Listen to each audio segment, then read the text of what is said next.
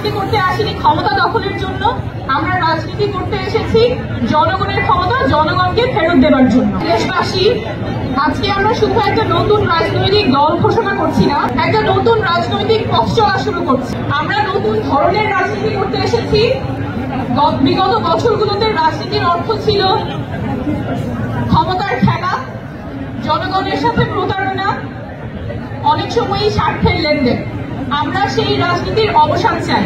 আমরা এমন রাজনীতি করতে চাই যেখানে শুধুমাত্র কোনো ব্যক্তি বা পরিবারের স্বার্থ সংরক্ষিত হবে না, রাজনীতি হবে মানুষের পাশে দাঁড়ানো, জনগণের কথা বলা।